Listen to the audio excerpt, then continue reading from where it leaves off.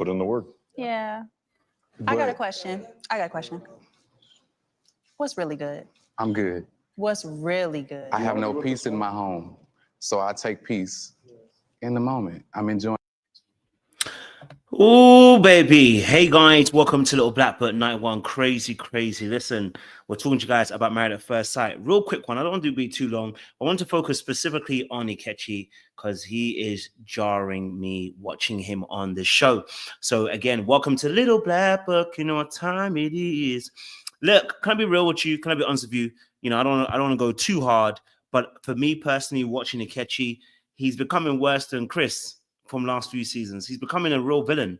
And I'm disappointed in a lot of the behaviors that he exhibits on the show, especially on this particular episode. I felt like, I felt like with him, he hasn't been honest about his actual feelings. And I want to be very, very clear. It is okay to not like Emem. It's okay to not want to be with Emem. It's okay not to fancy Emem. What's not okay is the way that he speaks to her. What is not okay is the way that he goes about this issue of the way that he dissects her, the way that he always feels like he's always been attacked by people and never is accountable for his actual own behavior. We've seen the same behavior with the group of married people that we've seen also with her friends when they had a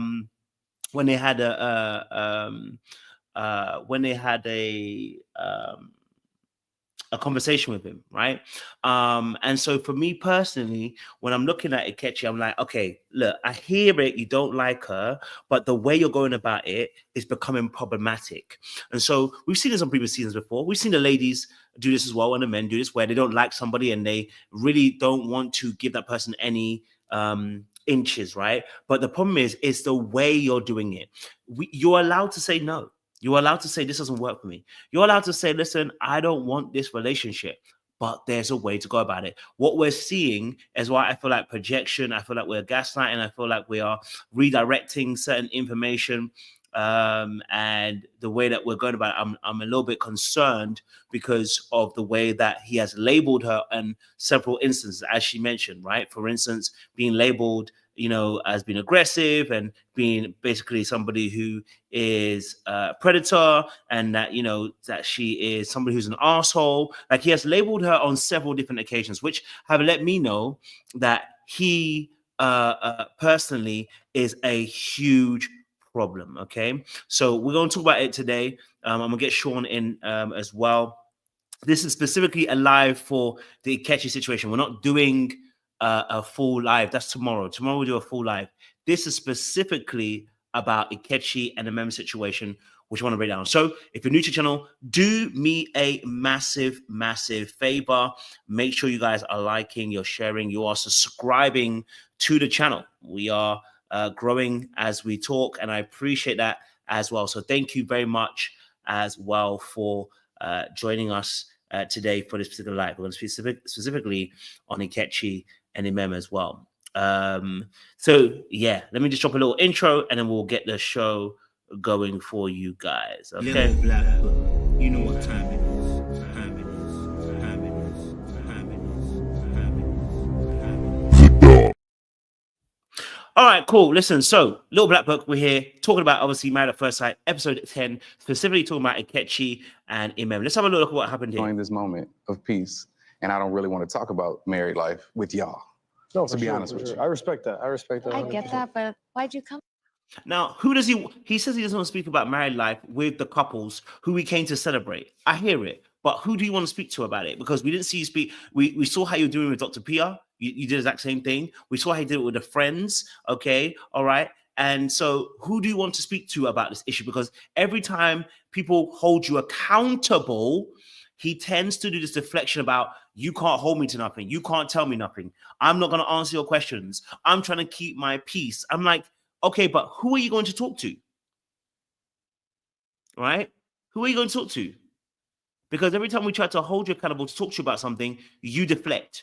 And that becomes manipulative after a while, right? You're doing things to hurt the other person. We're calling you out on it. And we're even just trying to find out more about the information. And you're once again deflected. Okay? All right, let's go. Then. I can leave if you like. No, I'm just No, asking. no. Don't get That's hostile. not No. I'm Don't saying, get hostile. hey, Like, I you didn't think respect. we were gonna I came come for in with y'all. I'm here to questions? celebrate you guys. That's why I'm here. Not you guys. What are you coming to celebrate? Because you ain't celebrating nothing. Okay, what is he coming to celebrate? That is what I'm trying to figure out. What are you trying to celebrate? Let me know what you are trying to celebrate. Now, we spoke about this last time about how, what we had to give a bit of grace, because if he's really true about being touched by Emem and doesn't want to be touched by Emem, then we have to stand behind him and say, listen, hey, we don't want to see that behavior from him. But what we are seeing right now is not to Emem, right? He says there's no peace in the home. But again, we are not being, when we are given the, the examples of what's not bringing peace,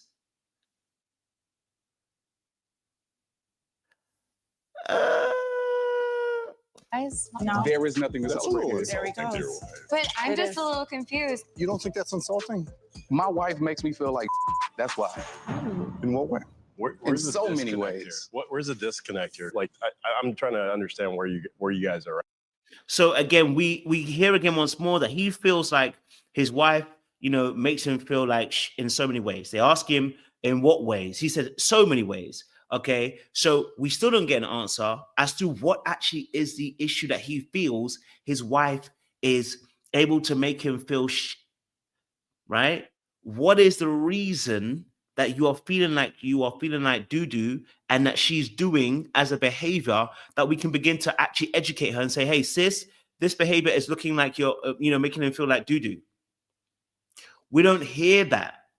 And so without the answer, we actually can't change the narrative. Without the answer, we can't change the trajectory. Without the answer, we can't go in a new direction. Without the answer, we can't actually begin to grow this relationship. Now, of course, we already know he doesn't fancy her, he doesn't like her, he doesn't want to grow the relationship. Okay? But we need those answers. Brad, Have you ever been in a space where you don't feel like you have peace? Yes. Like, I've been there. I haven't felt like anybody else was there. I think to some extent we all are lacking like complete peace because we are like making a commitment to someone or at least trying our best. So he says he's lacking peace. What's bringing you peace? What's bringing you dis-ease? Sorry. What's disrupting your peace? Once again, what is it that is affecting the peace? Because you're saying there's peace, but you're being affected. What is it specifically? Can we pinpoint so we can, you see, when you're in a relationship with somebody, right? Just saying how you feel is really important because you need to be validated. Not a problem at all. Okay. All right. But the next step that we need to do is now begin to highlight particular behaviors the other person does. Okay. All right. We need to highlight what the other perspective this person does in order to be able to bring change. So if I say that I feel like there's no peace in my home, I then have to follow that up by saying what behaviors are exhibited by my partner that are contributing towards the feeling of me not feeling at peace. This is what I've talked about in hard conversations before, where we talk about how to deal with the aspect of, we talk about complementing, talking about the emotion, the behavior, the emotion, and the change, right? So when we talk about CBEC, what we're really saying is, here's a compliment saying, hey, look, you know what? She's great. She's this, she's that. But there are some behaviors that are exhibited, like when she says certain things, I feel like I don't have peace in my home. Right? When she does certain things, I don't have peace in my home, and being very specific about what those things are. And when they make me feel like I have no peace, this makes me feel like X, Y, and Z. Okay. So there's a need for him to actually be able to communicate some of the dysfunction that he feels that he's seeing in front of him. Now, he does speak about the fact that she, quote unquote, made a sexual advance on him later on, which again, I want to give him some grace because nobody wants to feel like someone's putting it on them and they don't want it, right? But we are still on this not giving peace. She hasn't tried to move to you again, right? That's why you haven't given us another example. She hasn't tried to touch you once more again. So what is it now that you're feeling like is the issue in a scenario? We need to have specific examples so that we can begin to help this situation. In some shape or form. True. With someone we just really met. You're right. You're right. Okay. I don't think that everything will be solved at this table, so I'm not going to. Is there anything you see in your life that you want to be with? Alan, I would I just don't like to feel say something, comfortable just keep it talking about peaceful. this. He's never, and the problem is he's never felt comfortable. Where does he ever feel comfortable? He didn't feel comfortable with Pastor Cal. He didn't feel comfortable with Dr. Pia. He didn't feel comfortable with the friends. He never feels comfortable to answer simple questions. For me personally, that's where I have the biggest issue. Like, he doesn't ever feel comfortable. So at what point can we begin to probe into a further issues that you actually have with her? Otherwise, what it looks like is a witch hunt. Rather than you actually being true, rather than you actually sharing and being vulnerable and saying, hey, these are the issues I'm seeing with her. She does this, this, and this, and that's causing me to move like this, this, and this. So right now, we're not seeing anybody who can question him. And that's the bigger issue. Because no one can hold him accountable. At this table. And the choice of words that need to be said can be said in a different manner. Relationship. I would say is, guys, like, you know, try to be positive. Just try. Have much. I don't have much to give.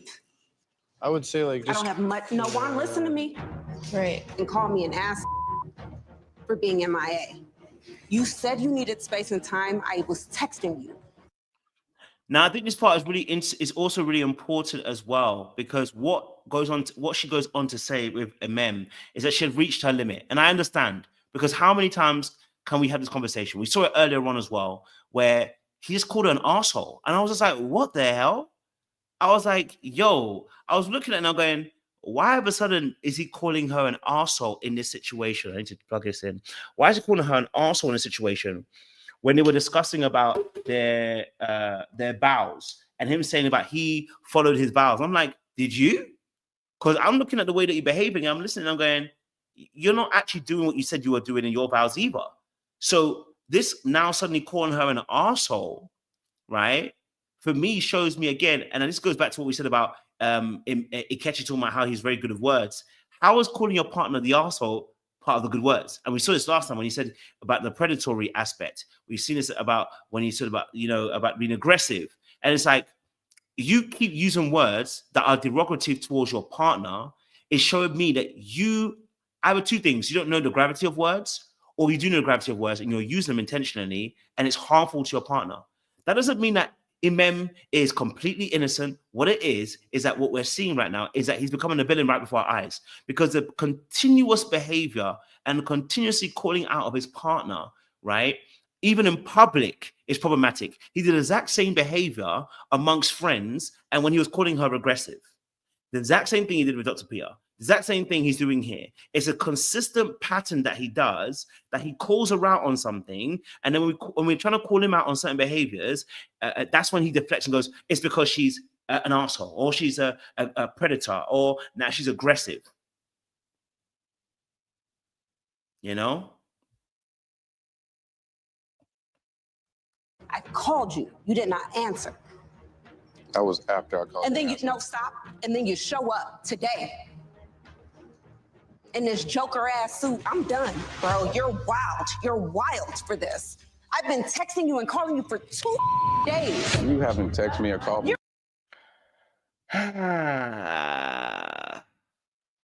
Now, Ikechi's saying that he never got text for 2-3 days. If I remember correctly, I remember they did a cut scene where they showed her texting. So this can actually be verified if she was texting you. It's a very quick thing. It's a factual thing. If they was texting you or calling you. So again, once more, there are issues with Ikechi that he's a liar now as well. And so this is a problem that Ikechi is. He's a liar. And that in itself can be proven. And so this is why now you're looking like a clown. But not only you're looking like a clown, it's very dangerous what you're doing. See, I don't like this kind of behavior, because not only is he trying to get out of it, like, some people try to distance themselves. Some people try to remove themselves from the situation. We've seen certain people who have done that in the past. We didn't like how they did it, etc., right? But this situation, okay, where it becomes dangerous is the labeling of the other party. And that is where we have to have issues.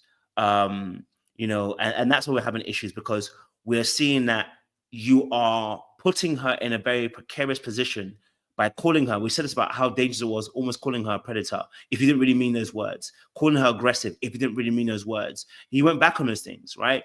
but now we've got the arsehole comment. And so what will be next? As a way of not taking accountability for your behaviors. One more and I'll get some of the guys on. You're lying. You're lying. Let's go to the bathroom. Let's go to the bathroom. Let's go to the bathroom. Come on, girlfriend. Talking about my wife treats me like. All right, but let's not even focus on him right now. Let's. Nature. But like I said, I was here to celebrate y'all. That's the reason I came tonight. Fair. I don't know who was celebrating. I don't know why he's come on here to celebrate. But anyway, let me bring on the MANDEM on. Let's have a conversation about this because I think it's important to discuss, as well. So let me get Sean and let me get Easton on as well. What's good, guys? Hey. What's good? What's good? It's gonna be an interesting one today. Ikechi. Want to get your thoughts. What's your thoughts on this episode with Ikechi and Emem? We're only discussing them today. Literally, the live will be tomorrow where we do our full super panel discussing all the couples. But today I want to focus specifically on Emem and Ikechi. What's your viewpoints? I know, Easton, you got your mic open already, so I'll let you go first. What's your thoughts on this? It's a little disappointing watching him as he's further dissenting into villainhood, and I thought he had maybe an opportunity to bow out before it got to this point, because I think he's trying to position himself in a way to have a good edit or at least seem like the emotionally stoic and stable person, but it's coming across really dismissive. I think he's putting a ton of blame on Emem that shouldn't be there, and he really should just bow out instead of trying to come across as this like quiet, stoic person that is allowing her to be emotional, or maybe is antagonizing her kind of like quietly. Like I think we all know what you can kind of do quietly. Like you can say certain things behind closed doors, or poke and prod, or even just like go mute and get cold. And I think that that's what he's doing. And now you're seeing Emem blow up, rightfully so, because of said things. So I think that unfortunately this is something that we've seen before. It happens to be with Ikechi, which I don't want that to be from an optic side, that a brother would do that to a fellow sister. But yeah, it is really unfortunate. I think that we can all learn from this, and we'll get into that here in a little bit.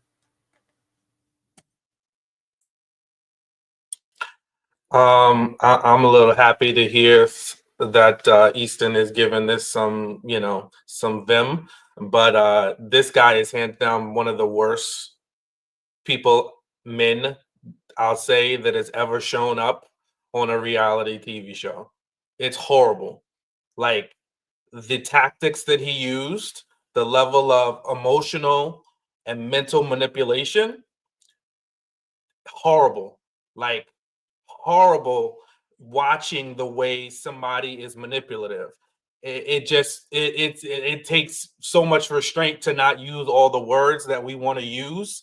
And I mean, people can use them. I don't care. I wouldn't even stop somebody for calling him all the words, because the way you see in real time, the way he winds her up and then pretends that he's not doing what we see him doing.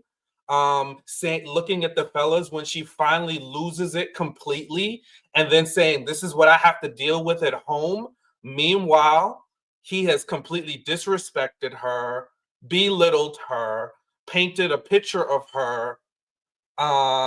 It's hard to watch. It just was one of the most difficult things to watch, the way he treated her horribly.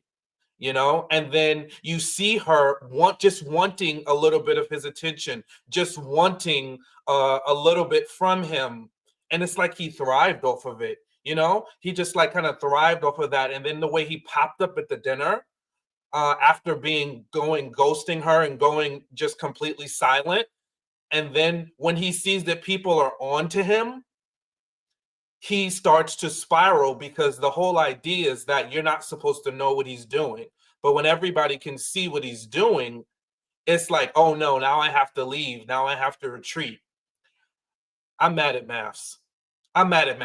Because somebody like that You don't miss that in the screening. And they're playing with people, and to let him sit around her, and if the previews are true, he's coming back. Yeah, I'm pissed.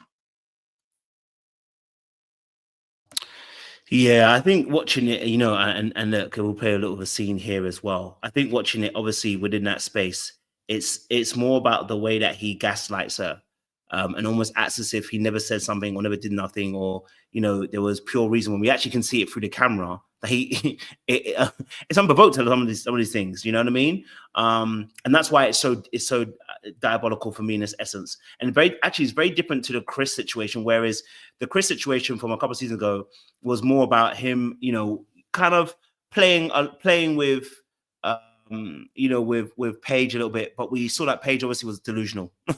I mean, the girl kept on going back. But in this instance, we're seeing more of a case of how he's gaslighting, how he's reframing conversations, how he uses certain words, and even though he's a poet and a wordsmith, and then goes, I take it back. But really and truly, he's already said those words and then doubles down on it later on. That kind of gaslighting, that manipulation is what is, for me, diabolical and disgusting. That's why I would even put him above Chris, because at least with Chris, he was trying to get some pusswell. Now, the old boy here, he did not care about Paige. Paige kept on coming back. He just kept on lying to the girl, just get some more pusswell. But in this instant, this brother doesn't like her and can easily tell he doesn't like her, but wants to keep on twisting her words and her motives and also then forcing her into a villain space of saying she's almost a predator and aggressive. And that for me is where there's diabolicalness in that aspect. And that is, if we're going to talk about narcish behavior, that would be more close. I don't use the word narc because I don't like labeling people that. But if we were to say someone was more narcish, this would be it, where they are forcibly trying to tarnish the reputation of the other party, creating that particular characteristic, and where they create this narrative. This will be much closer to that aspect, rather than the person who just wants to sleep with you and have access to you. Okay. But let's play a little bit of this situation again. So you don't want to talk to her about it? No. I don't have the capacity to do that. I don't have the capacity to be with immaturity. I don't play with kids. This is on some kid. Yeah. Let me let you guys get back in and give us your thoughts as well. Talk to me. Either this man is completely delusional, and again, as much as y'all, I'll ride with the MANDEM, but as delusional as he is, either there's like some complete editing faux pas, or it is just all him. He got the right one with Emem, because I think that if he would have had somebody with a little bit more backbone and structure, I think that she would have laid it on him, and he would not have got away with this for as long as possible. And I hope that her confidence can be built back up after this. It's going to be tough, because dealing with somebody like that, you probably are fed with tons of debilitating stuff, tons of things that could kind of chip away at your confidence and and your self-worth and your image. But overall, I think that I don't like how he's positioning all these conversations and how he has so much time to talk to people in the producers after the fact. Now, again, we don't know everything that's going on behind the closed doors, but I really don't like how he's victimizing himself when it doesn't seem like if he's so, I guess, into this as much as he's claiming he is, he could just bow out. Like, unless you really need the money or you really need the sales on your book, like, why are you continually putting yourself in situations with this person that is a child, is potentially allegedly aggressive and a predator, et cetera, et cetera? Yeah, I think, again, we spoke about this last time as well, how when it comes to Ikechi, it's a way that he deflects everything. And yes, it is abusive the way he's going about it. And like I said, I agree with you, Ethan. Unless there's some mad thing behind the scenes that we are not seeing, so I always hold that little 5% for him. If there's something mad behind the scene, then I'm willing to take it back and say, you know what, hey, that's the reason why he's acting the way he's acting. If there isn't some mad thing behind the scene, then we've got a bigger issue, a way bigger issue, because it is abusive in the way that he's gone about the situation, in the way that he has, the way he's gone about, dealing with this scenario where there's no accountability on his part, right? We're not hearing anything like, you know what, this is where I've contributed towards the situation. This is what I've done. You know what I mean? Okay, I haven't been a good student. Okay, these are the things that I can begin to work through to help improve the relationship. We don't ever hear that from him. But what we do hear is him labeling Emem and her particular behaviors in that space as well. Do you think this is a situation where, I mean, I'm trying not to throw the narcissist word, but it's really like if there is a textbook person or somebody that like I hear people talk about that would be in that kind of archetype, it would be Ikechi. And I hate throwing that around because it's overused, but it's kind of weird and scary to see, like, this is what it looks like. This is what women are talking about when they say people are like acting a specific way. And seeing this, there's nothing you can defend. So I'm not trying to defend him. I just think that if this is somebody that we would consider a narcissist, is that a clinical thing that, we can't, that obviously there's a problem and it's affecting other people, but do we just, kind of not necessarily absolve them, but say like, hey, this is a serious mental illness and you going to just have to check yourself in or unlearn those habits?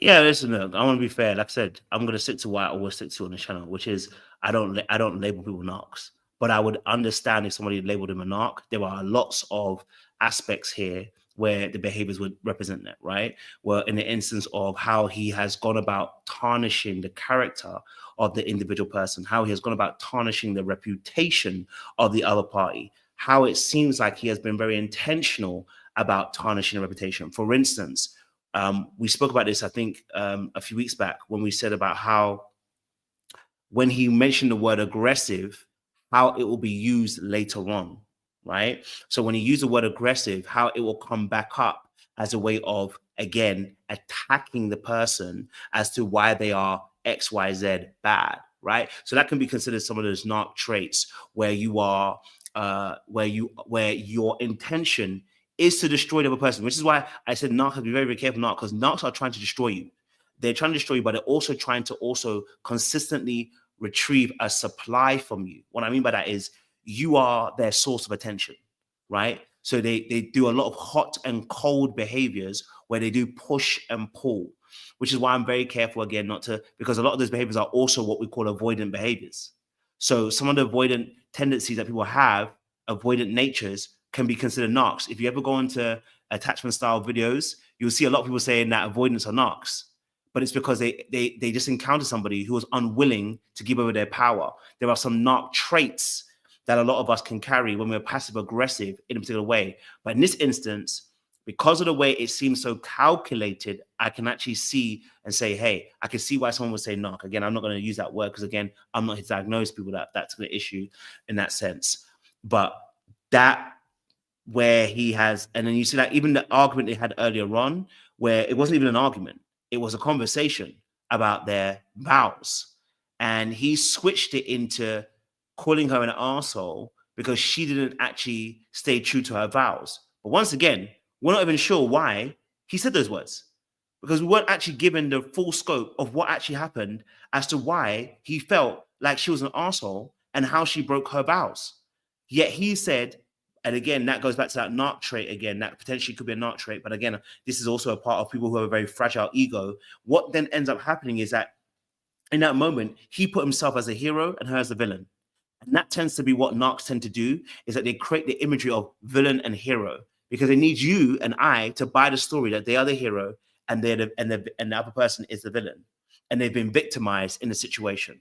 So in that instance, that conversation that they even had earlier on, when he forced like that conversation to go into a particular direction, he's done it before with the aggressive nature, with the predatory conversation. He forces her into this villain origin story, which can also be a part of an insecure attachment as well. People who have insecure attachments tend to personalize conversation and put other people as the villain rather than themselves and being self-aware. So yeah, just things like that create that dynamic of why people feel like there's NARC in there, that he's intentionally trying to break her in this relationship. And so in that space, I can understand why some people would label it that. I wouldn't, you know what I'm saying to you again once more, I don't usually use that word freely, but I can understand in this instance, there's very much some calculated behaviors that we're actually really seeing from him in that space. I hope that answers what you're saying. Yeah, sure. Yeah, I could say comfortably, you know, now obviously none of us here are, you know, a doctor or a social worker or a therapist. And we're definitely not, even if someone was, they're not his, but we can clearly and comfortably see that these are narcissistic traits that he is showing. You know, because at the end of the day, we may not be able to diagnose him a narcissist or having narcissist disorder, but we can definitely identify some narcissistic behavior and traits. The grandiosity, that's definitely one of them, right? An unrealistic sense of self, believing they are unique, special, needing for admiration, sense of entitlement, lack of empathy, exploitive behavior, arrogance, fantasy world, and exaggeration. These are just a little more than a handful of the few symptoms of a narcissist.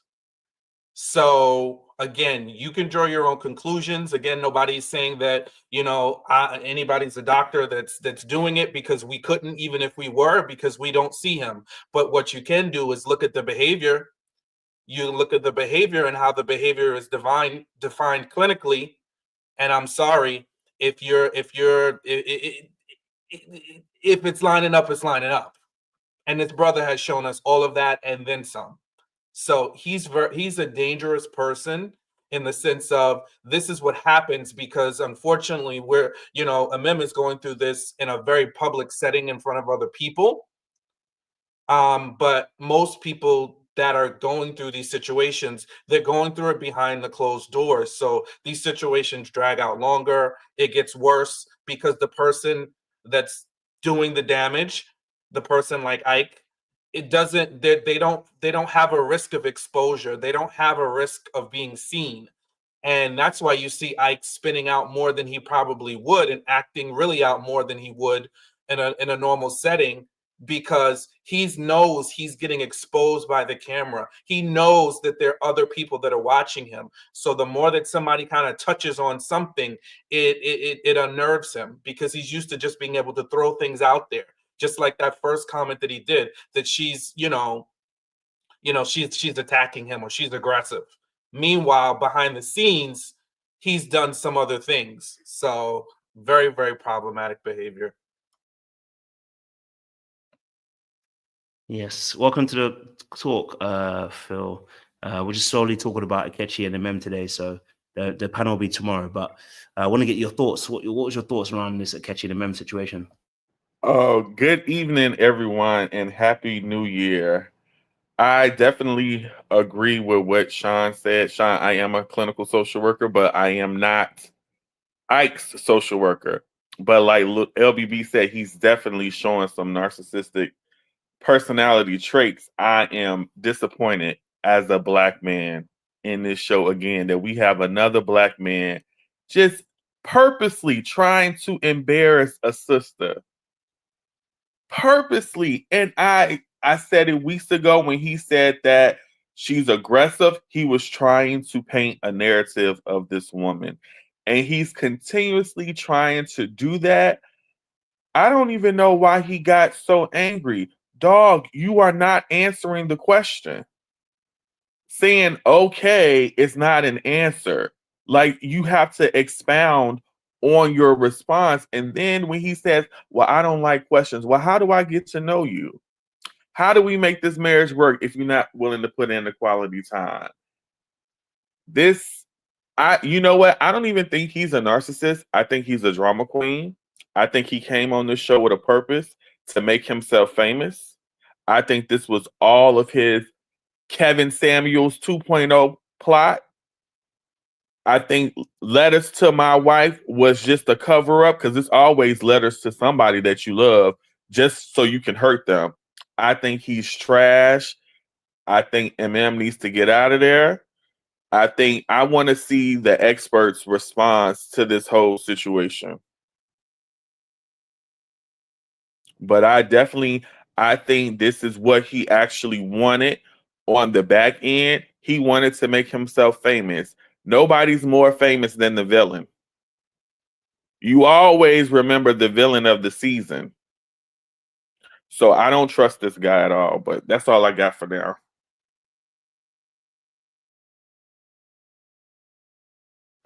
Yeah, I think, and this is also another aspect as well, about, him maybe having that dualistic motivation where he wanted to sell some books, whatever, and, gain some fame from that. But yeah, you're right. There's probably that prima donna kind of energy that he brings to the table a little bit. And I think we've seen on several occasions that when he is questioned, he doesn't actually answer the question. He doesn't like being questioned, doesn't like being under the cosh. Now, of course, that's a lot of us don't like. A lot of us don't like to be questioned, right? But the way that you handle it is also a very big indication. And I think also when I'm looking at him, and if people deflect, people do these things where they're typically deflecting. But it's the salacious, not even salaciousness, but the more heavy-handed labeling and accusations that he then labels at the other party in order then to remove the heat from himself, which he did previously, which he did with the friends, right? He spoke with the friends and they were asking him questions about the situation with her. And then he threw the word aggressive in there. And that was when he was having that conversation and threw it so eloquently, quietly, as if it didn't mean nothing. It's like, oh, I just said the word aggressive. It's not a big deal. Like he's and knowing that that's going to throw a bomb in the situation. It's almost like, people that, throw gasoline on a fire and then be like, I don't know why the fire is raging. I have no clue why this fire is just getting bigger and bigger. Like, what's going on? And then dashing more, gasoline on a fire. And I think that's where that kind of manipulation kicks in. Whereas other people, you can see them where they go, maybe they are deflecting because they don't want to answer a question or they don't want to be held accountable. But in this instance, he actually deflects and then puts the label onto you, which is where it becomes a bit more heinous, and especially because the labels are quite heavy. So we still don't know why he feels like he has no peace in the home, and we still don't know why he feels like in the home, because he didn't really actually answer it. And again, this goes back to that evasiveness that we don't actually fully know why. I was waiting for an answer to come to that, for him to say, oh, okay, what is the answer? So why you don't have peace at home? What is she doing? If someone can answer that question, it'd be very helpful. I don't remember him telling us what was the actual behavior that she actually did. That made sure he had no peace at home, and that also made him feel like he was absolutely right. Apart from, I think she mentioned about her talking, I think, and not taking his answer as an answer. But I'm like, but you're gonna have to answer. And this has been an argument with them for the past few weeks. You're gonna have to answer something, and we've seen how you answer things. You don't finish your answer. And your answer isn't usually sufficient to the question. So of course that's going to be an issue, so it's problematic in that instance. And I think that he has to be held accountable. I think the experts need to be involved quickly and swiftly as well. I think they are needed as well to quickly come in to disseminate some of the madness that is taking place right now, because I think there's danger there for Emem in terms of emotional abuse as well, in that aspect with the behaviors that he's exhibiting at the moment. Anyone else want to add in that space? Yes, Phil? I just wanted to add, when you said that nobody likes to be questioned, you're only questioned when people are trying to obtain clarity because your answers aren't clear.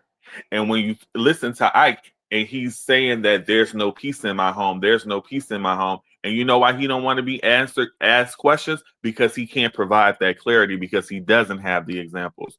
Because dog, how is there no peace in your home when you're coming home at 9 o'clock at night every night and going straight to bed? You're waking up early. It's so busy. She's working at her practice. So how is there no peace inside of your home? He doesn't want to be questioned because he has no answers. He can't provide a rational enough explanation for, you know, his choice of words. That's why he threw out aggressive. All of that, when dudes start doing that, ladies, it's a smoke screen. I want to, like Kojo said, I want to take the heat off of me and put it on to you. And that's what he does. It's a manipulation tactic. You know, just as you said, that reminded me that he was saying that he was saying earlier on that he was going to bed at 9 o'clock. Remember that? He went to go to bed at 9 p.m. so he can get ready for the morning, so he can go to the gym. So he's been doing this kind of behavior from early, where he's been creating distance in a relationship already. So he's been forcing the relationship into a particular angle from way earlier on. Okay. Now, you know, we saw that and was like, how do I get to know you if by 9 o'clock you're in bed? We don't have no late night conversations. You're not willing to talk. You're not willing to communicate. He's actually been a disruptor in this relationship from the very beginning and the early stages, right? And so now we're seeing some of this behavior where, you know, he talks about obviously the sex part, and she came onto him, and, you know, but we didn't heard obviously the other side, which is that potentially that, you know, he put her hand on his, lap actually as well. And so now we got to go deeper into that to understand and unpick that situation for what it really actually is and get more information. You know, and so again, like I said, it could be that he's exhibiting a lot of passive aggressive behaviors that are very manipulative because of the insecurity, because of the lack of security within himself, the emotional safety that he lacks. And it could also be the NARC aspect too. So I wanted to be a bit more open with that. I'm just saying that there are behaviors that we need to discuss with him because it is dangerous, some of the things that he's doing. And I'm not a big fan of it at all in seeing some of those things. But I just remember that when you said that, Phil, that he was starting this from early, 9 p.m. How do I get to know you? But then complaining that, but then saying today, the dates, I want more dates like this. I want more dates like this. Well, bro, to be able to get to know you and know what you want, we're gonna have to actually talk. We're gonna have to actually have conversations. So, yeah, we saw how he behaved with Dr. P when she called him out. And What was put in his place. And you know, he's also not planning these kind of dates. What kind of man don't plan dates with a woman? She planned the get together, the what's it called? The home, when they all came to the home. The housewarming, excuse me, the housewarming. She planned this 1 month anniversary. He says he likes X, Y, and Z, but he's not putting actions behind his words. And that's why she's questioning, what did you mean when you made these vows? Because you're not standing on what you said. You're not standing on business. So that's the thing. And I asked this question earlier when you started reviewing the show is, how does one say I'm not attracted to you in a respectful manner? And I think that's where all of this coming from. He doesn't know how to say I'm not into you that way. Instead of treating her with respect, he's going to go to his go-to, which is being an a-hole himself. So he's just a fake dude all around. Super whack. Super whack. This letters thing, it was all stunts and shows from the start. The band and all of that was all stunts and shows, man. Just to put up a smoke screen to show his true colors. Because you know how someone really feels about you when they're upset with you. How they treat you when they're mad at you, that's their real feelings towards you.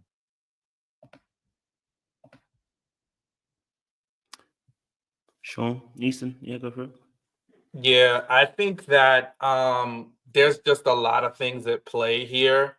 And I think he also, from the very beginning, saw how much Emem liked him. And he also referenced it in this episode when he talked about how she went right in for the kiss at the altar. And I think he plotted, he planned, he calculated on how he was going to, just, try to work her over. And that's why he did that little move where he put her hand on his crotch, knowing that it was never going to go anywhere. That's how you mentally, you play with somebody and you give them an inch, and there's no mile coming. There's nothing else. It's a veiled attempt at just trying to make something happen, but it was never going to happen. And then he just weaponized that against her, his own actions against her, to lure her into something that was never going to happen, because he never really liked her. She even asked him, and she kind of knew it too, the day, and I kind of saw him early on and just was hoping it wouldn't be this bad, but I knew he wasn't into her. I knew he wasn't into her by the way he was acting at the reception, the way he did that song, all those things. Those are signs of somebody that loves to see themselves on display. He made a song about his future wife that really wasn't about Emem, who was his future wife. He got up on that stage with a friend of his that he brought from God knows where, but made a whole performance that was supposed to be on the outside about her, but it really was about him. And then when she asked him questions about how does he feel, is he attracted to her, he answers them ever so, just a little bit without telling enough. Highly, highly dangerous person, because they take a little bit of information and then they veil the rest in just word salad to hopefully leave her spinning. But the thing why he's not at peace with Emem is because she is a little pushy, and she should be with somebody like him, because she does take the questions. She's like, okay, this is the face value. That's why she pushed him, which also sent him over the edge when she asked him, I want to see what your exes look like. That's how you know when somebody's starting to be undone, because they have to question their own self-thought. So she's like, if you say I'm your type, then I want to see what your type is. I want evidence, because what I feel is I'm not feeling it. And that's why he's dangerous. He's like, I've never seen someone just so comfortably on display to be so highly just diabolical. Like those little things, like how you undo somebody that way. You tell them you like them, but you don't really like them. Like she asks you if you're your type, and you tell her, oh, well, Kelly Rowland's my type and Michelle Obama. That's what he said, right? And so you're not answering the questions, but you're throwing little things out there. Horrible. At this point, I'm convinced this is a psyop. This is a psyop. The government is trying to have another example to divide black men and black women, and Ikechi is the #1 culprit of this. Because I'm just trying to add a little bit of humor to this, because I'm really confused in terms of Ikechi and how he operates. Because to me it seems as if he wants to. In the beginning, he wanted this like grandiose relationship, and how he always propped up him and Emem as this like perfect couple, and that they got it together. And then I guess once he stumbled upon his ick, because I think that he had an ick and it was not, going away, and it kind of festered and festered and festered. And now he is, enacting that type of, I guess, violence in a way on Emem. I am really interested in when that happened. Like, why didn't he bow out a lot sooner? Like, why didn't he had plenty of chances. Is this something that's up with the producers and with Kinetic, where they're like, hey, you better show up if you want to continue getting paid or doing any of this stuff? Or is this really just him at face value as being a person? Because it's really hard to kind of fathom somebody is willing to do this on national TV, go to the lowest depths of who you are on national TV. And for somebody who's I guess how he operates, it doesn't seem like, you would think he's smarter than doing this on national TV where you're getting edited, where you're going to act like this. Like, I don't know. It just seems kind of like bizarre, but hey, that there's that one point, and then I was going to ask the panel, how should us as men handle a Ike? Because I feel like if I would hold him accountable, which I think we are doing a really good job now, what would be the next steps? Because it seems like Emem is going to go back to him. So will we just say, hey, you shouldn't act like this? Should we say that, hey, you shouldn't treat a woman like that? What can we do to, circumvent this for future, or even just, hold other men accountable? Easton, it's funny that you brought that up. I talked to my supervisor, another social worker, about these shows, and we were just talking about men holding other men accountable for their actions. His friends no need to be his friends anymore. He needs to be banished. You can't hang around me dogging women out this bad and embarrassing me, because when they see you out on the street, they're gonna think I'm the same way. You can't rock with me with these kind of behaviors. They don't need to have friendship as with men with character and value and substance, because you can't roll with me being a clown like this. You cannot roll with me. I think what the ick was her success. Men who use word salad to get over, they want women who can't keep up. And unfortunately, but fortunately for Emem, she can keep up. She is intelligent. She does know to ask the follow-up questions, because with word salad, you can just be confused by what the person is saying. Oh man, they using real big words on me. They giving me this whole explanation. Nah. That's the ick. She's successful. She's intelligent. He may not have been attracted to her, but we all saw his face when he walked into her apartment.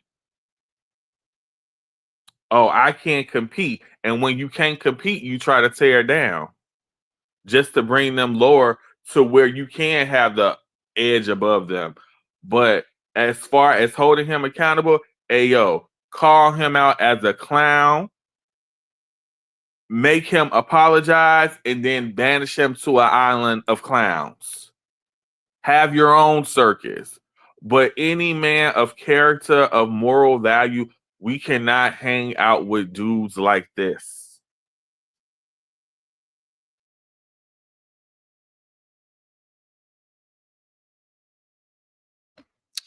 I hear that. Sean, go for it. Yeah, no, I would say definitely call out the behavior, and don't feel like you have to, kowtow to man code, bro code.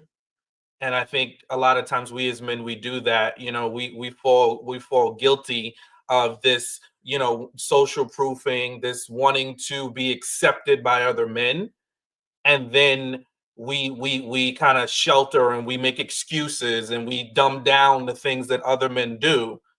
So I think we just have to call out the behavior when we see it. And if the person is unwilling to acknowledge it, then to Phil's point, hey, we need to, you can't continue to accept the behavior. You got to distance yourself from it. And I think that's the only way. They need to be isolated, because the more they exist and people make excuses and people try to, make the behavior okay, or you try to identify with it, then you're only taking yourself right down the same place that they're going. So the behavior has to be called out. It is what it is. And I'm not saying we have to run around diagnosing people, but you do have to call out the behavior and say it's wrong. What you're doing is wrong. What you're doing to that woman is wrong. How you are treating her is wrong. And it's harmful. It's hurtful. David, I think, did a really good job. But everybody, unfortunately, doesn't have the tools. But David did a great job, and just kind of standing up, seeing that glimpse of how Ike was talking to Emem, and calmed it down. And you saw what happened. As soon as he saw that he couldn't exist in that space and continue to do things in that way, and even when Alan was challenging him a little bit, that's when he left. because he knew it wouldn't work in there. You know, when you have people like Juan sitting there trying to explain it, quote unquote, mansplain it, trying to like, you know, make it okay and trying to like, you know, let's have peace. Yeah, no, you don't do that because it just allows the person to exist and to do the same things that they're doing. You're not holding them accountable. You don't need to make them feel good. Trust me, that only gasses them up even more to do the damage that they're going to do. Yeah, I think you guys have kind of said it already. I mean, obviously, in a situation, I think, you know, I think calling out the behavior is really important. You know, I think that when you do see it, being able to say something in a moment is very, very helpful. You know, to both yourself, the people around you, and the people and the person in question. The difficulty of calling people out is that sometimes people don't have the language to be able to describe what they're actually seeing. This is why I had some sympathy for someone like Thomas. I mean, he doesn't look like the person who's going to confront anybody in that situation, right? You know, he's not. It doesn't seem like the type to do it, and it doesn't require everyone to do it. It requires just a few to stand up and be able to say something in that particular moment, right? And so I think when we're looking at Ikechi, I think calling out specific behaviors that he does and describing what they are and how they influence, how they impact the other party, how they are dangerous, how they are detrimental, how they are toxic, I think is very helpful. Even if he doesn't want to take on that information, he now can't run away from that once he hears that. So, you know, I think for that particular aspect, when we're holding people accountable, is letting them know that this behavior is is only self-serving and doesn't actually serve both people. And so that's why it's important to be able to let people know what their thoughts are. I think they, Alan tried to do his best. He tried to ask questions. I know David was pissed. He was not happy about it, but he didn't want to address it necessarily right there and then. In that particular aspect as well. We saw how Camille asked the original question first. You know, are you good? But then she then said, okay, what's really good? What's really happening? In that space. So I think it's really about holding people accountable, but it's really about, again, questioning their behavior and saying, hey, this is not becoming of you. This is not leading to love. This is not leading to healthy relationship. This is not leading to this. It's not presenting the idea that we actually want to put out there. And so that's how I would say about holding people accountable. Now, I want to play a little clip because actually, this was, the early one episode beforehand. This was Emem and Dr. P. And it just reminded me of something that happened. Choosing not to sit next to your wife? I'm choosing to have a seat. What's with the attitude? I don't have an attitude. I'm just tired. Very tired. Okay. So it's been a heavy day. Heavy day. Okay. What do you... So there's something that he does which is really interesting, and I'll play a bit more of the clip in a second. I don't want to get a copyright. But when she asks a very direct question, right? Choose not to sit next to your wife.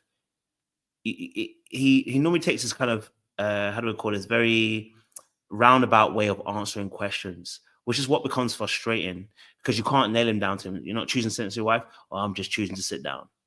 Now, we know that's not what he was asking. We can see a huge distance between you and your wife and where you've sat. So what we're asking is, why have you sat there? I'm just choosing this today. And he does it. And again, he pretends, he almost wants you to beg to find out what is happening with him. Almost like it's almost like a sulking kid. And it's like he begs for that attention for you to kind of like want to be able to know more. Almost like he's breadcrumbing you in that moment to kind of pick up the crumbs and chase after him. And in fact, in this conversation, Dr. P kind of holds him accountable, and I'll play a bit more and then we can discuss a bit more. You do to take care of yourself when you have heavy days? Just rest, work out, enjoy, have a conversation with somebody that picks me up. Okay. Is that Emem? Has not been. Okay. So again, we're back here about, Emem is not the person that he gets a conversation where he's uplifted.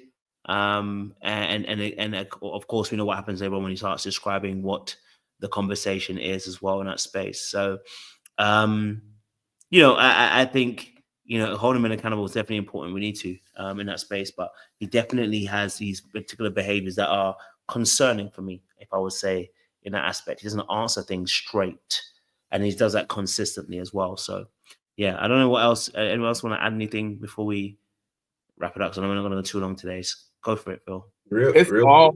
It's all attention seeking behaviors. It's all attention seeking behaviors. He knew exactly what he was doing when he chose not to sit next to her, and he answered the question with an attitude. Like you said, he's giving you breadcrumbs because you're not giving him the attention that he wants. He wants the negative attention. That's what he's seeking. That's the childishness in him, the manipulation and all of that. I know what I'm doing. And then, like Emem said, you give me a clown, I'm gonna give you a circus or whatever she said. That's what he's looking for, because he wants the women to blow up and lose it on him, so he can sit back and say, well, I wasn't loud, I didn't yell, I didn't scream, they all attacked me. He's the professional victim. He wants the attention. Those aren't breadcrumbs. It's more like a directions to him so he can get the attention. He wants the spotlight. I just think it's like, I'm seeing the ladies, y'all say zesty and sassy and all of that stuff may be true. The sassy word, I thought we was retiring that in 2024, but he wants that attention. He wants everyone to focus on him and make it about him. That's what he's looking for, in my opinion. Go for it. You want to add?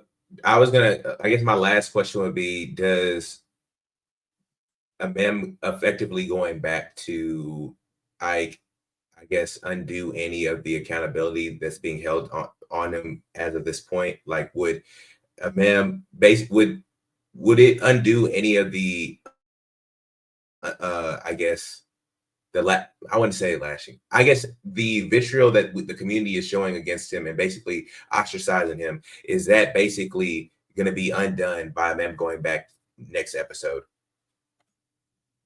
Or at least her not coming across as strong and empowered and confident, per se? Well, I mean, accountability is actually to do with one's personal actions in a situation. So she'll have her own accountability, right? So it won't affect his accountability. Her own accountability of her going back is to do with her own decision making and why she's in the situation. So she will have to look at why she goes back to that situation and why she has decided that this relationship works for her. Why she's in a space where she can go back to somebody who doesn't treat her right and is not living in accordance with the value that she holds for herself. That is where her accountability in. Her accountability is based in why she's going back. It won't remove any accountability on his part. You know what I mean? We can always talk about the fact that there are checks and balances, but in reality here, when we talk about accountability, it's to do with your specific behavior, dealing with how you deal with things. And so in that space, she will have to be accountable for if she goes back or accepts him back in as to why she does that. She would have to ask herself those questions in her own life as to say, what's broken in me that wants to keep accepting somebody who I barely know, right? I don't even get to have conversations with. Why I keep coming back? Is it because I fancy him? Is it because I find him attractive? Is it because I think he's so good looking that I'm willing to overlook certain things? If that's the case, that's understandable. But then that will still be her accountability. It will not be based upon what he has done. What he's doing is what he's doing. And that's what he has to be accountable for. So that's what I would say in that space. Yeah. Sean's ad, go for it. Yeah, no, I agree 100%. At this point, there's nothing that can be done other than only thing that could remotely help a little bit is if he were to acknowledge his behavior, which I don't think we're going to see. That would allow him some room to a path to improvement. But other than that, what she does has nothing to do with him. It is, and this happens anyway. When people are in abusive scenarios, they don't necessarily leave the person immediately. And it doesn't mean that because a woman goes back or because somebody goes back to their spouse that abuses them, that minimizes or makes the abuse okay. And it doesn't remove it. So at the end of the day, he is who he is. And what he does need to do is learn the root cause of those behaviors and how not to do that again, and where to really, how to really understand what's driving his issue, at the end of the day. So I just think there's no excuse for him. I think what we cannot do, and I don't know if you're trying to do this, Easton, we cannot leave room for anything on his behavior that we want to make it okay. We want to try to give some empathy and that he can, it is okay. It has to be a clear sign that this behavior is unacceptable. When you see somebody like that, the behavior has to be called out, because what happens is when we just get so comfortable with stuff like this, we become complicit, especially men. So if we're going to be all up here as men talking about this stuff, then we need to stand and be strong in the fact that we got to call the dudes out that are doing things that are incorrect. At the end of the day, that's it. We can't waver. What would you think if that was your sister, if that was your mother, somebody that you love and cared about being treated that way by somebody? Would you waver? Would you wince? Would you want to make up pretty words that sound better? No, you would want, and God, I hope we all would want the women that we care about treated well and not to be disrespected in that manner, not to be demeaned. So I think that's the only answer. Yeah, I already told y'all that first time when he even tried to call her a predator, she should have been out that door. That was just over the line. Like that when he referenced her as being anything close to a predator and some type of abuse in that type of home, nah, she should have been gone. He off with his head, put him on the clown island. No one should be engaging this man. He is whack. I know y'all like it when I say whack. He is super whack. You cannot engage people like Ikechi because he lacks accountability. No type of self-reflection at all. He has no, I'm gonna say it. He has no moral compass.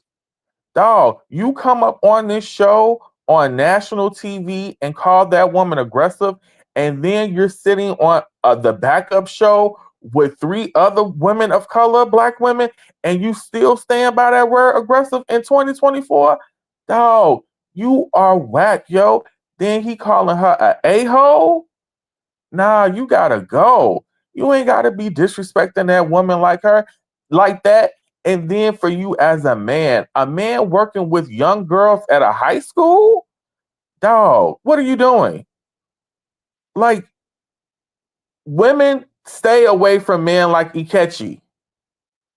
The book is not selling. The concerts will be empty. He needs to be banished. He needs to be in someone's psychiatric office seeking help for this potential personality disorder he has.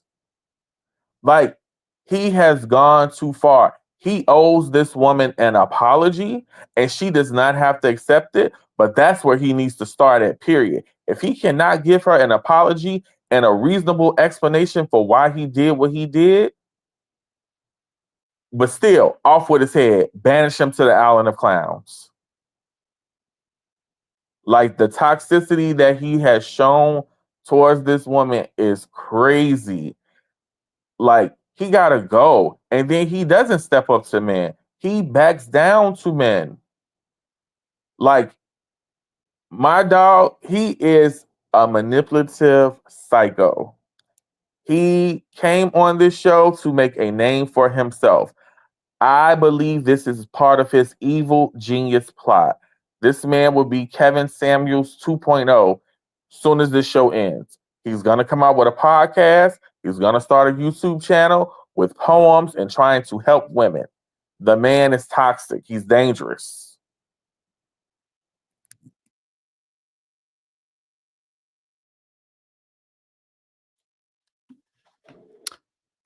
Go for it.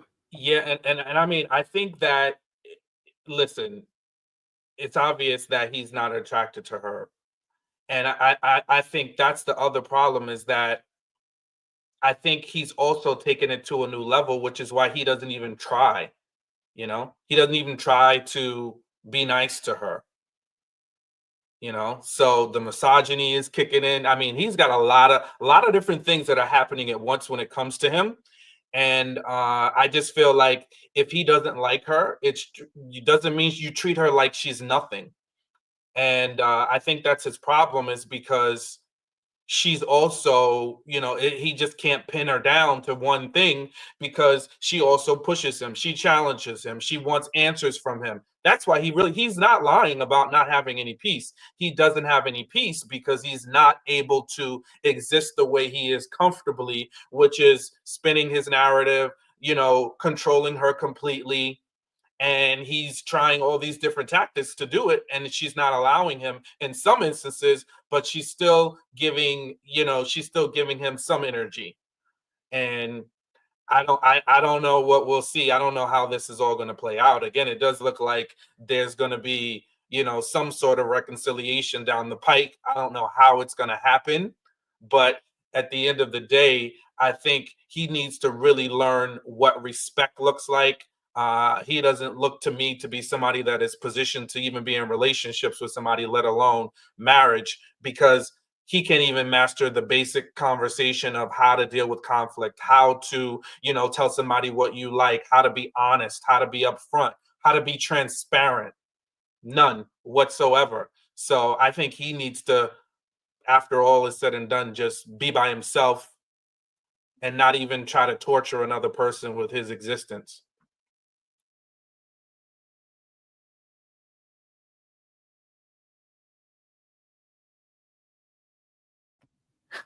Yeah, man. It's crazy. Can't lie to you. Well, listen, look, our time is actually up because I want to keep this nice and short because, you know, we've got tomorrow that we're going to do the full panel and we're going to go through all the couples. But yeah, I know. I think with Ikechi, you know, I'm just thinking about it as well. I think that watching him, I think another thing that I'm concerned about is that, you know, most of the time people are trying to, how do I say this? Like when someone doesn't like the other person, right? They do things to try and create the distance between themselves and the other party. That's usually their focus. Their focus is usually that they are trying to create distance. So they're doing things like not turning up to dinners. Maybe they're not like being engaged in conversation, or, you know, some of the things that, you know, Ikechi was doing. What they don't do a lot of times is the flip the script situation, which is what he did, which is why I'm saying it's diabolical.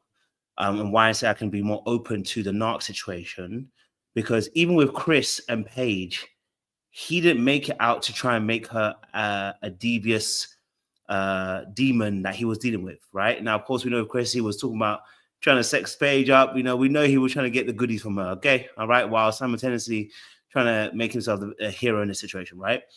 But that is very different to this particular situation where you can see that Fastlane, please, I beg, you're spamming the comments with the clown stuff.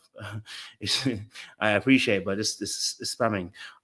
But yeah, no, the difference between what we're seeing with Emem and Ikechi, and even someone like Chris previously, is that we're seeing with Ikechi how he actually has, and I think Phil was one that first kind of really called it out in terms of the threading of the narrative.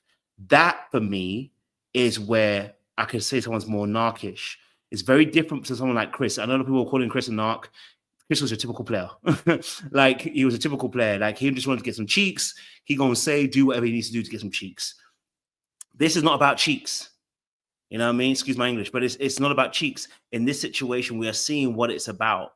It's a power, it's a control, it's about formulating a narrative and creating the story. And so, you know, it's again, he creates a distance even between himself and someone like even our good sis down the road, Michelle, who we see Michelle's not trying to get with David, right? What you don't see with her is her labeling him, oh, he's a predator for trying to come onto me so quickly. He's this, but you hear her saying, I don't want this, I don't want that. you don't ask me questions like they're not nefarious labels. They are more descriptions of the behavior, but not necessarily nefarious labels. Where I see more with, we see more with Ikechi, how he is, the labeling is very much contrived, and understanding context and nuance is also important as Black people. That there are certain words, we spoke about this aggressive word. It wasn't meant to be, you got to be very careful of that word. And then we've got the, so do you know what I mean? Like there's a couple of words that we've been using there. And then to call your partner, like I said, I think again, go back to this point again, I have to reiterate, calling your partner an arsehole for little to nothing, for me, again, is just diabolical work. Because again, he didn't explain why he got to that position. But like I said, I saw a lot of this stuff with Ikechi. It seems like he has threaded the narrative to get to this point, and now he's using it against her. And actually, he did in the scene when she blew up. He did actually let them know, see, this is what I've been talking about in terms of my piece. But I was like, this is not what we are seeing. And like I said, I'm going to leave that 5%, 10% space that, you know what, maybe she is a demon behind the scenes. And if that is the case, it's going to come out, right? Eventually going to come out. But in reality, the situation, what we're seeing right now is we're not even, we can't even question you. If you truly are lacking peace and truly are lacking, the space to feel safe, then when we're asking you questions about what's happening, you're able to explain that. You're able to say what's happening. You know what I'm saying to you? He's not even like talking and saying that I can't think of the words. He's more telling you, I'm not discussing it with you. That's where I can see that it can fall to more into a NARC aspect. That's where I can see it can fall into a very intentional manipulation. Because even when we're asking him, again, if you look at Michelle versus him and questioning, when they do question her, she's stumped at certain points. She has no answer, right? She is stumped. When Dr. Pia asked her, so, X, Y, and Z at a point, she was stumped. But it wasn't to a point where she was willing to project to a point where she was going to label David as now the major villain. Rather, it was more about her emotions and not being able to really explain that kind of thing. So again, that's why I started seeing some differences between Michelle. I don't put Michelle on the same level as Ikechi, even though I know that there's some aspects, and there may be some aspects in terms of some similarities in terms of not liking their partners, but it is that aspect. And I think we can discuss as a last point of the conversation, what role do the experts have in this situation? We say it every season. But they told us that they actually watch, they get sent clips. So at what point, do these experts now have to be held accountable, because it's taken how long before they've actually entered the fray of the conversation? So I want to ask you guys that final question. What accountability do the experts have on this situation then?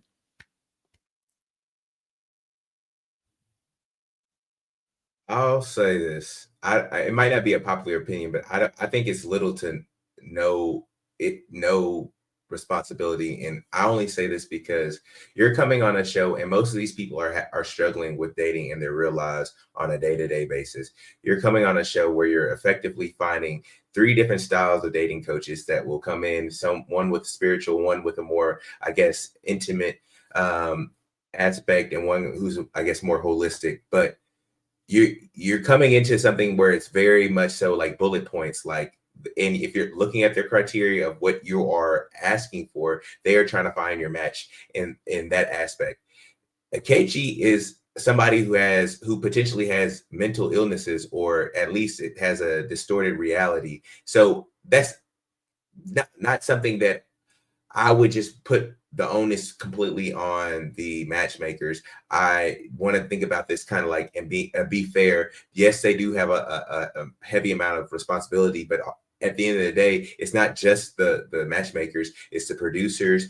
I think that they do stuff on purpose, and they pair people up because they know it would make good TV. If they wanted everybody to find their mate, it wouldn't make really good TV, because we know how we talk about the relationships that are boring and seem kind of healthy. So there is some entertainment value that comes from somebody like Emem and Ikechi. So I don't necessarily, I put little to no responsibility. I think that they're really just figureheads at this point.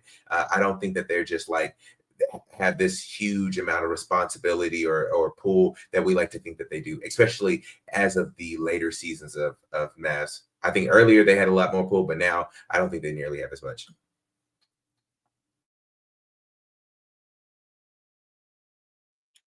I just wanted to add, Kojo, I love your examples that you just gave with Chris, and I think you explained the narcissistic traits perfectly with the campaign. I definitely appreciated that one. Easton, I'm going to push back on you just a little bit, my brother. They have a certain level of, I believe, like you are correct. I believe the producer and everyone have an accountability, but the fact that you're calling yourself an expert and as a professional, I wouldn't want to be associated with something that is damaging people. Just as a professional, you know what I'm saying? Like Dr. Pia, Dr. Pepper, Pastor Kyle, like why would you want to be associated with something that is intentionally trying to hurt someone else as a person, let alone as a professional, because they are there to be professionals and to help them. I am hoping that next week's show, we see somebody, Pastor Kyle, like really dig into him and identify him how disrespectful and dangerous his behavior was. So I do think they have some level of accountability. If they have to go through all of these personality examinations, all of these psychiatric assessments, I need to see who on their payroll and their credentials. Because there's no way. One, he was a red flag because he chased the showdown from 2 different cities. Red flag number 1. So, I would like to see who's doing these assessments, but they definitely have some type of responsibility using their professional name and credentials to gain this job to let someone get hurt purposely. That's out of order. Because as a helper professional, your first duty is to do no harm to anyone. So like for me as a social worker, I can't go in purposely trying to hurt people when I'm supposed to help them as a professional. Nah, they have some type of responsibility. Sorry. I guess I'm with you on that. I just don't think it's nearly as much as we want to put in the onus on them. I think that at this point, it's a better gig than having to diagnose and deal with people in real life. I think that you have a lot of pressure from kinetics, and this show isn't predicated on people finding happy marriages and stuff like that. Again, I'm sure if any of the kinetic shows were just a bunch of people who found their perfect mate, we wouldn't be talking about it. We'd be fast forwarding through it. So in my opinion, yes, what I would love to see is Pastor Cal and the rest of the doctors go ahead and really get into with Ikechi. But if not, then I'll have a little bit different tune. But right now, I'm not going to put a lot of onus on them. And I think that your point is very valid. But see, Easton, that's where I disagree at. I think people just trying to find love and navigate through it all would be interesting. It will come with, you're always going to have drama when you add people together who don't really know each other, right? That's a given, sorry.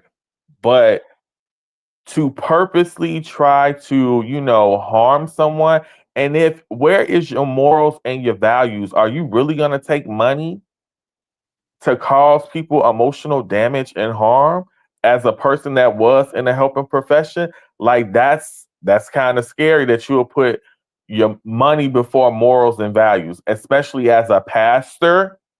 I mean, we know they don't have the best reputation out here, but you kind of want to bring it back to like, where are your morals and values? It shouldn't be about the money as a professional.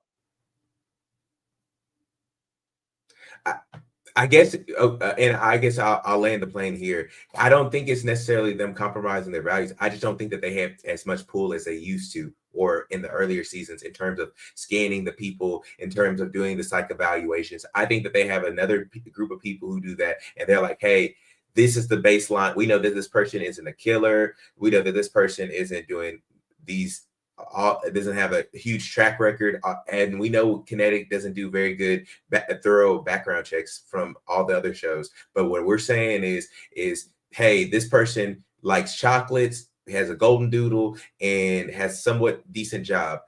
Does this person like chocolates, golden doodles, and have in a decent job? Do they look like they would be a match? I think that's more of what they're doing. They're more figureheads than they are actual people with pull. And hopefully next episode we see them actually be the therapists and the pastors and the relationship coaches that we think that they are. Yeah, I just think that there's different levels of people, right? That are determining things that are happening. So, yes, there are people behind the scenes that are scrubbing, the personality profiles and the test and all that other stuff. And I don't think that's necessarily Pastor Cal and Dr. Pia and Dr. Pepper. They are so, to a certain degree figureheads, but they're also accredited individuals in their respective fields. Pastor Cal is not a doctor or a psychologist or perhaps a social worker, but he is someone that is attuned to dealing with relationships, counseling people, looking at behavior, and able to call things out. And where he's stretched, there's Dr. Pia or Dr. Pepper. So there's enough people to be able to identify and call out behavior and, check things. I mean, we've seen Dr. Pia check people before. We've seen how she did it last year with Brennan. She's more than capable of doing it.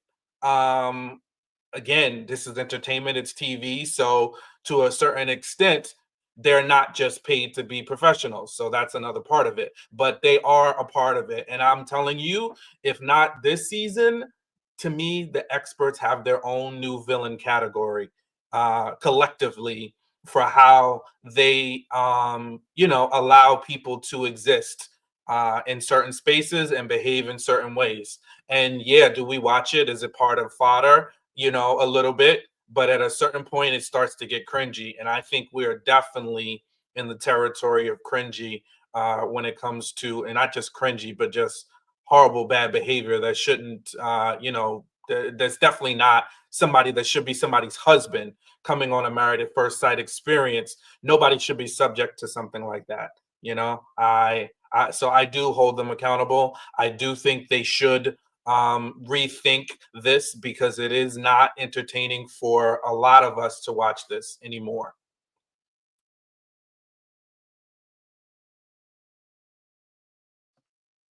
That's it.